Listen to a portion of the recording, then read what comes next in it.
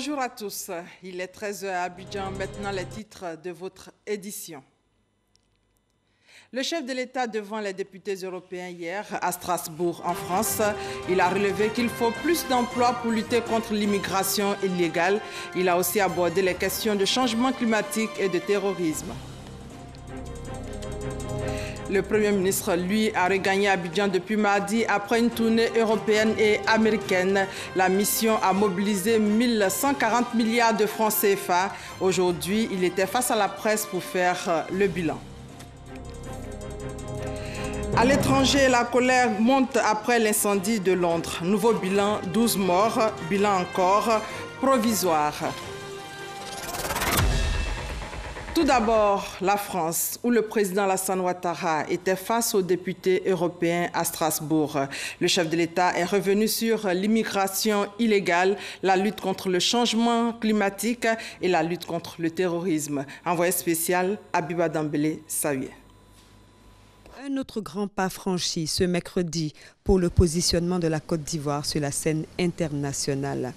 Après la brillante élection de notre pays dans le cercle restreint des membres du Conseil de sécurité de l'ONU, l'artisan de cette diplomatie offensive, le président Alassane Ouattara, est accueilli officiellement au Parlement européen au son de l'hymne national de Côte d'Ivoire, l'abidjanaise, et celui de l'Union européenne, l'Ode à la joie de Beethoven.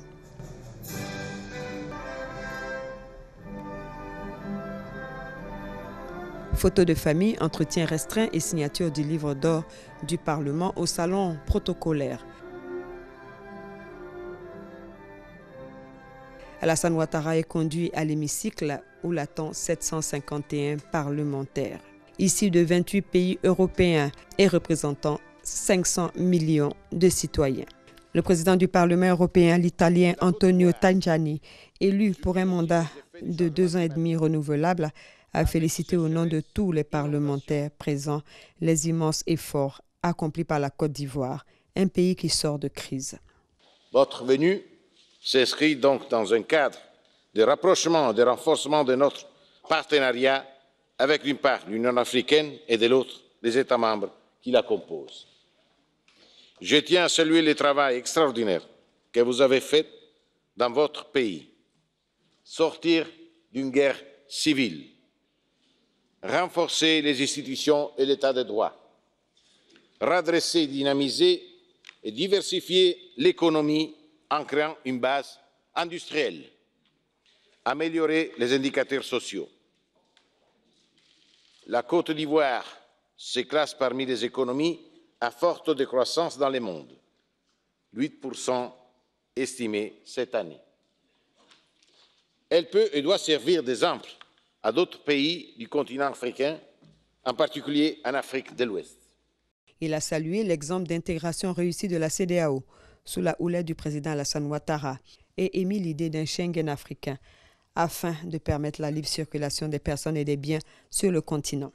L'invité spécial de la séance plénière du Parlement, le président de la République de Côte d'Ivoire, Alassane Ouattara, s'est dit impressionné par les valeurs humanistes qui font de l'Europe un espace de stabilité.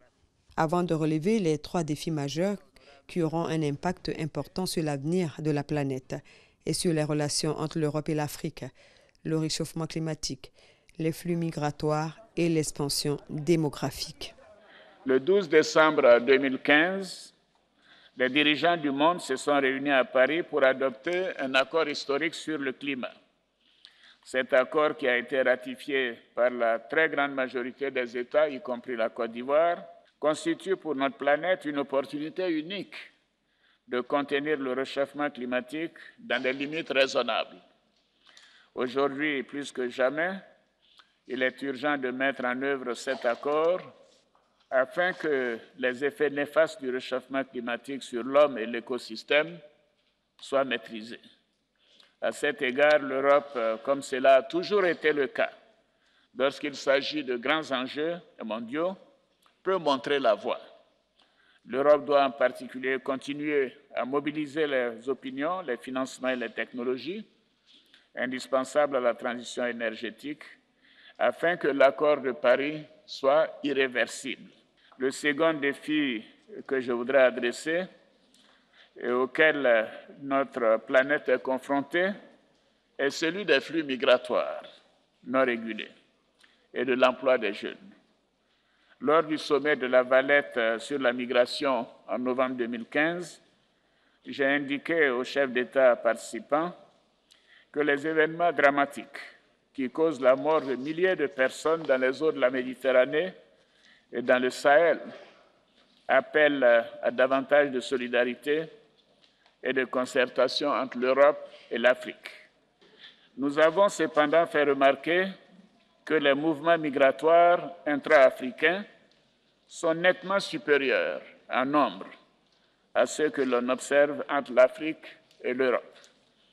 À titre d'exemple, la Côte d'Ivoire accueille près de 5,5 millions de ressortissants étrangers sur son territoire, pour une population totale d'environ 24 millions d'habitants, soit 26%. Les transferts de cette diaspora africaine vers leur pays d'origine représentent chaque année près de 1% du PIB de la Côte d'Ivoire. C'est donc dire à quel point l'hospitalité et la générosité ivoirienne portent une bonne contribution au développement des pays voisins.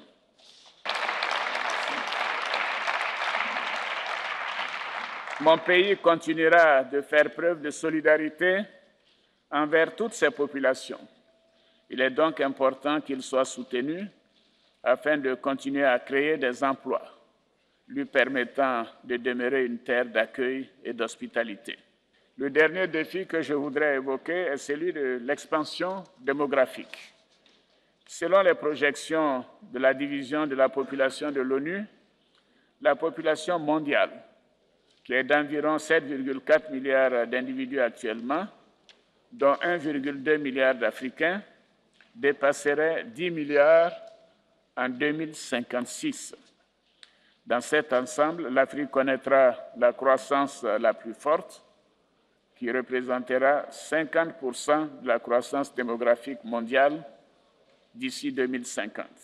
L'Afrique, berceau de l'humanité, continuera paradoxalement d'être la région la plus jeune du monde jusqu'à la fin de ce siècle.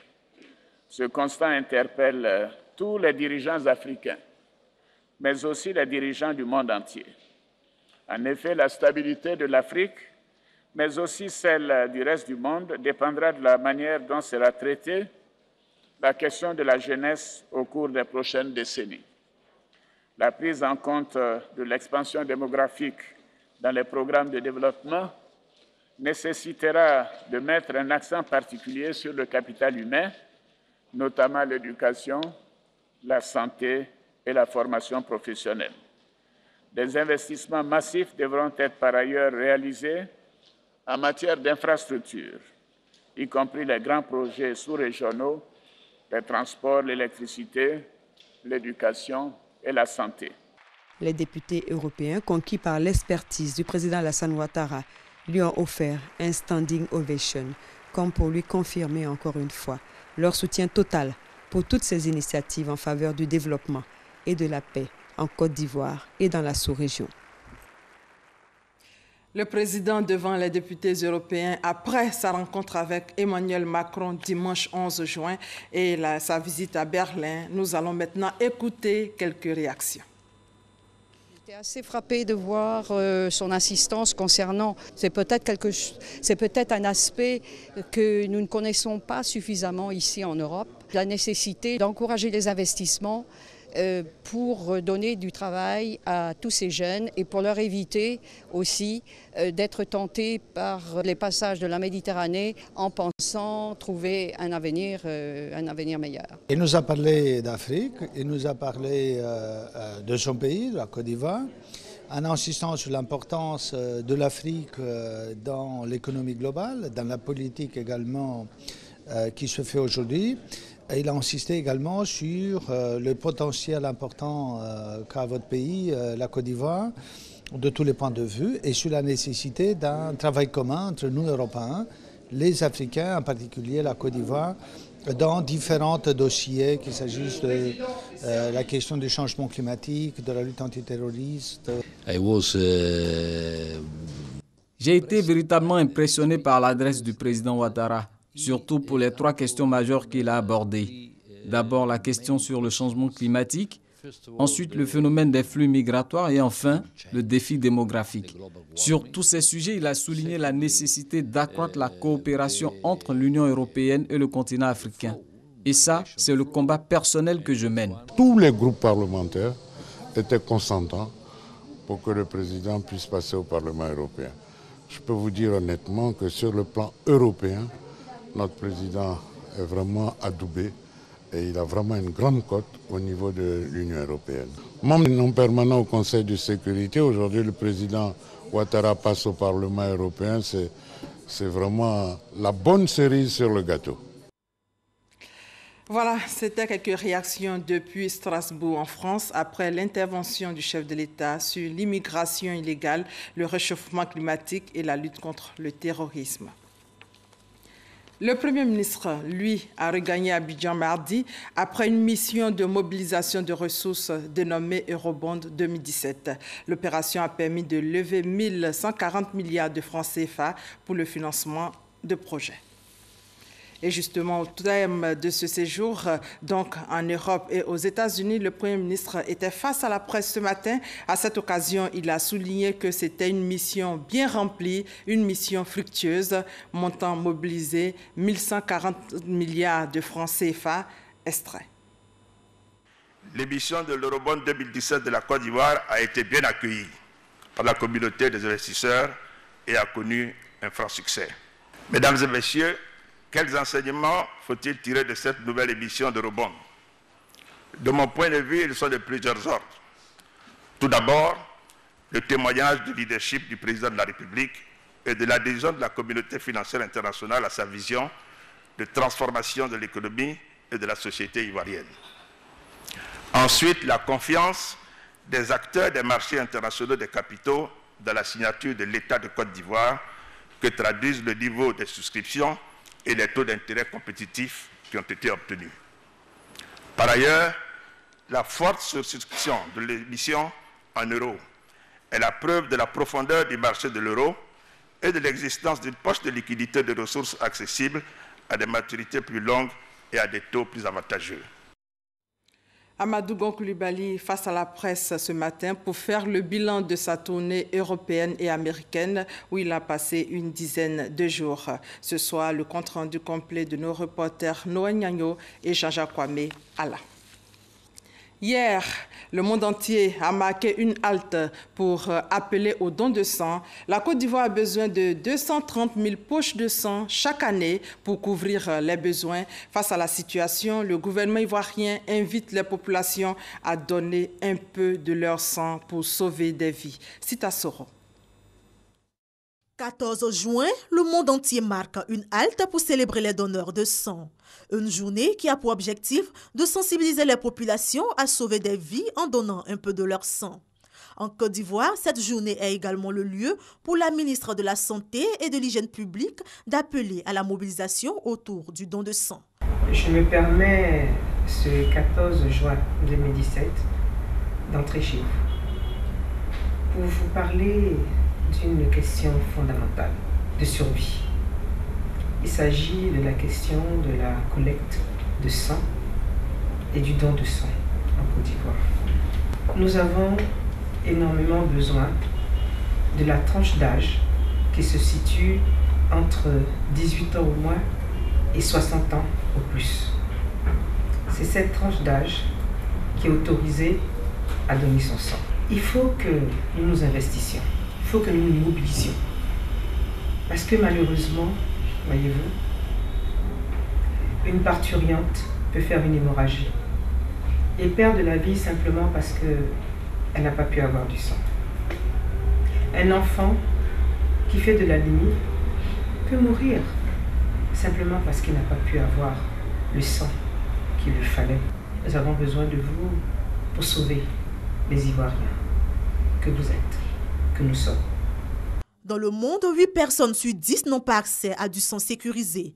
Même si le pays peut se féliciter d'avoir gagné le pari du sang propre, beaucoup reste encore à faire. En 2016, nous n'avons collecté que pratiquement 168 000 poches de sang, alors que sur une population de 23 à 24 millions d'habitants, nous avons besoin pour chaque année de 230 000 poches de sang. Vous voyez un peu la marge, nous sommes très loin. Alors qu'est-ce que nous allons faire?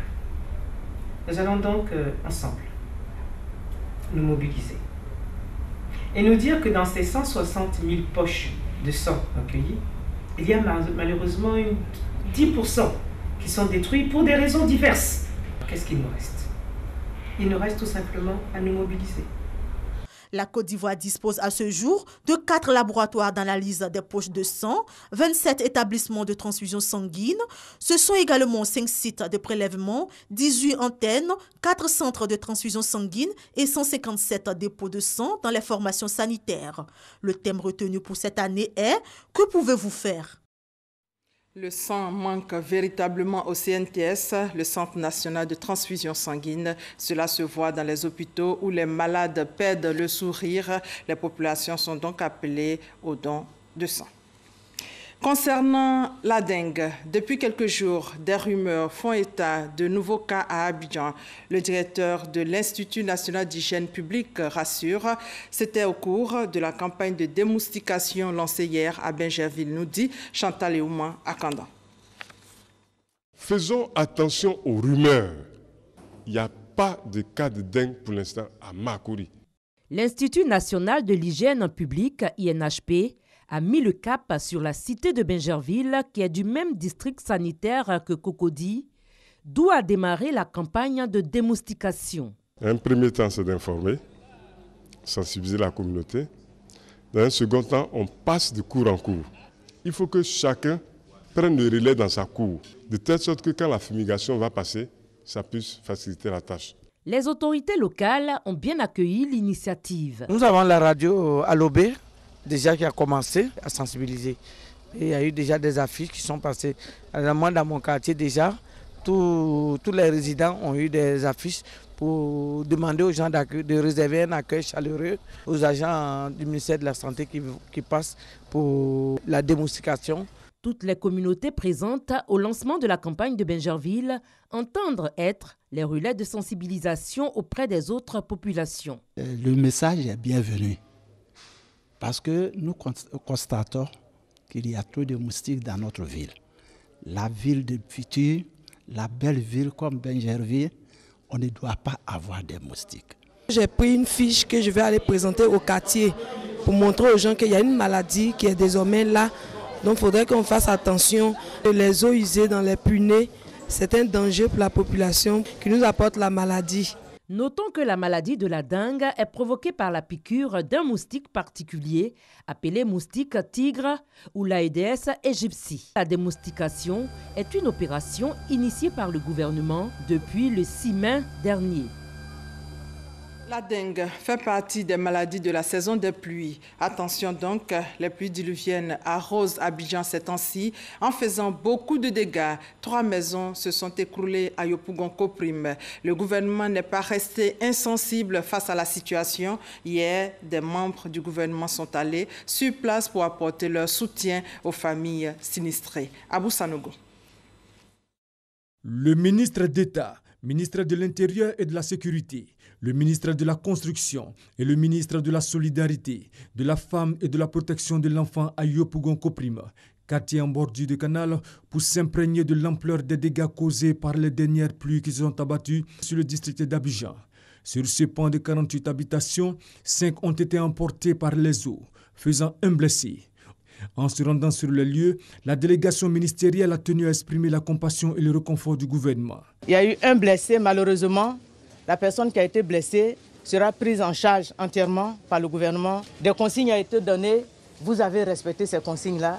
Et je crois que c'est le respect de ces consignes par vous qui a fait qu'il n'y a pas eu de perte en vie humaine. Je pense que le bien matériel, il peut se reconstituer. Il y a des mesures à prendre et surtout lorsque l'ONPC vient donner des informations sur les consignes de sécurité à respecter, il faut les respecter.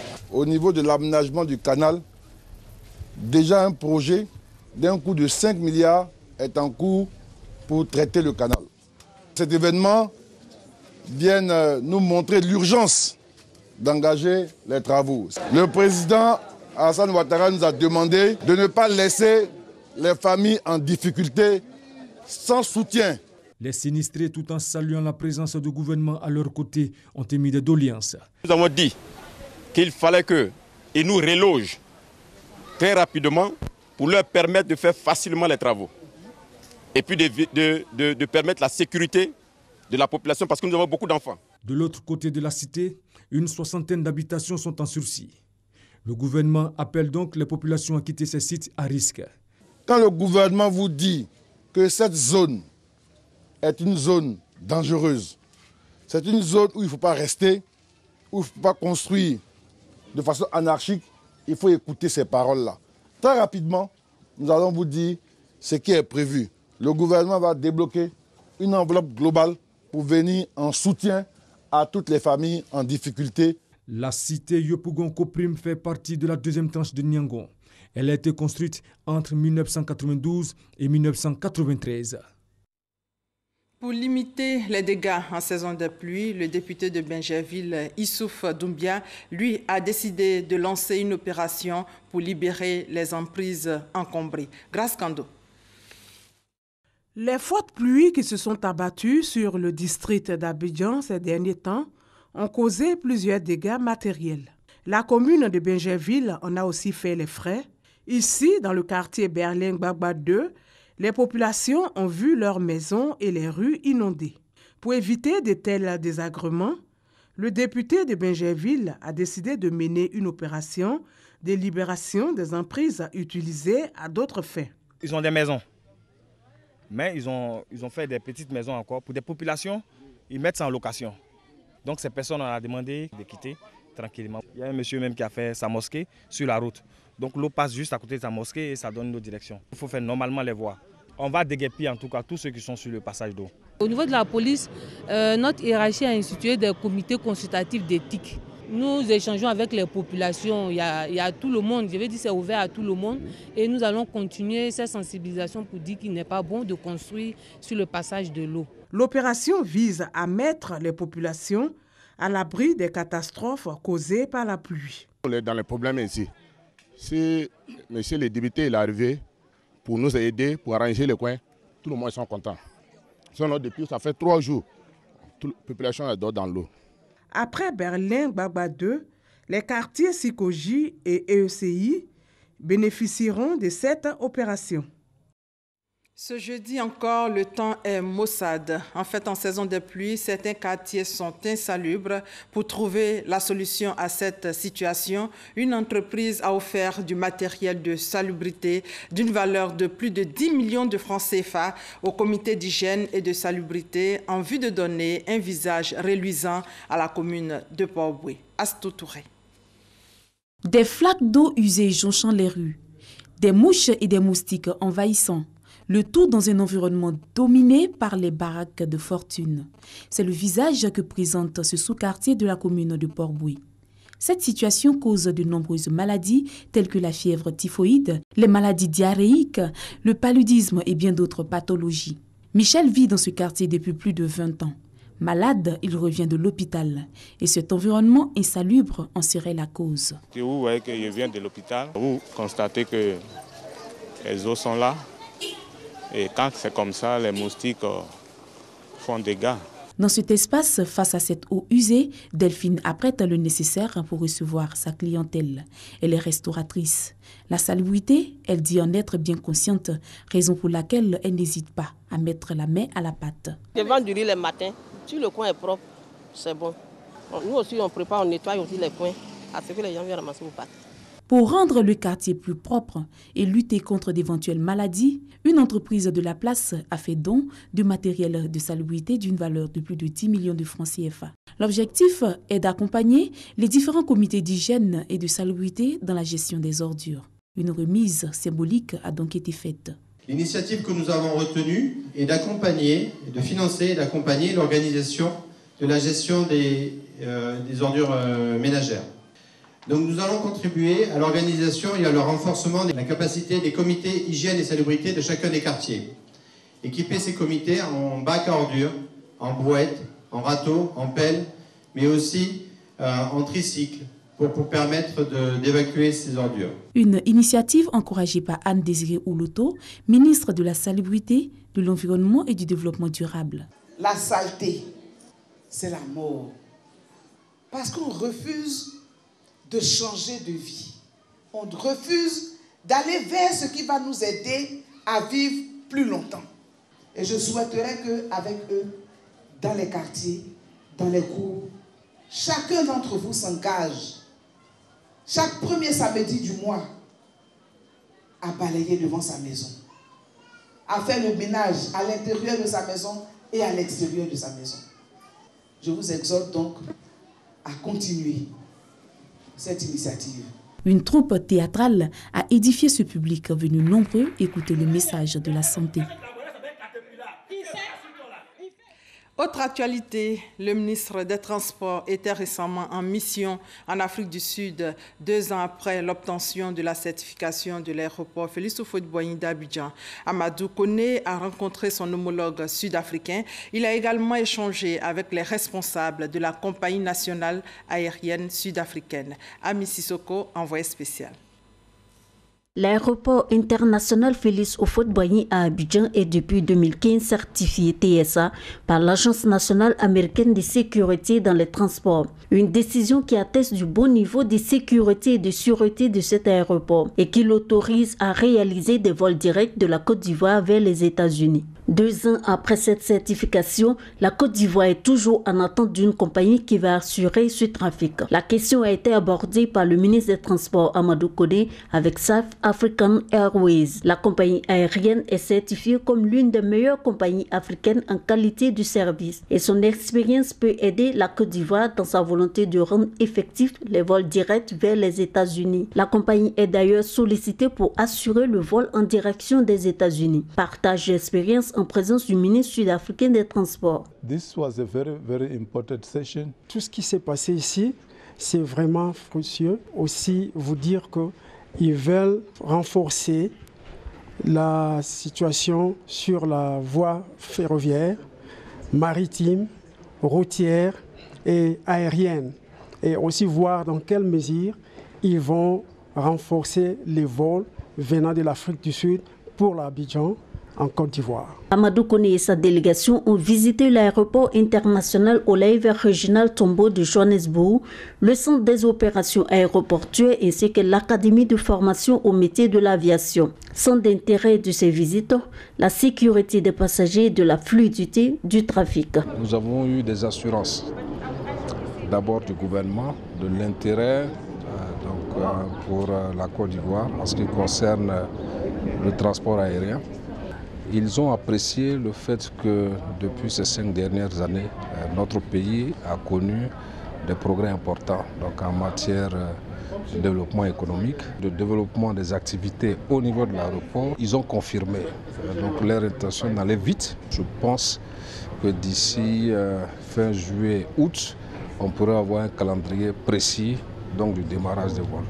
La question du métro et celle de la nouvelle gare routière d'Abidjan ont également été évoquées avec le ministre sud-africain des Transports. Selon Amadou Koné, l'expertise sud-africaine va sûrement aider à la réalisation de ces projets. Toujours à l'étranger, c'est une information qui a fait le tour de l'actualité hier. 12 personnes ont trouvé la mort dans l'incendie qui a ravagé une tour d'habitation de 24 étages dans l'ouest de Londres hier, selon un nouveau bilan toujours provisoire.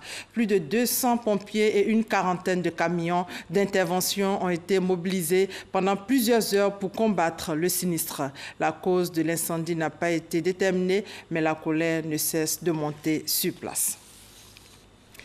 Pour terminer, la Côte d'Ivoire est toujours sous le choc. Le pays attend ce jeudi la dépouille de Cheikh Ismaël Tioté. L'international footballeur ivoirien est décédé le lundi 5 juin dernier à l'entraînement des suites d'une crise cardiaque. Un dernier hommage lui a été rendu mardi lors d'un service funèbre à Pékin. Voilà, ainsi s'achève ce 13h. Merci de votre fidélité.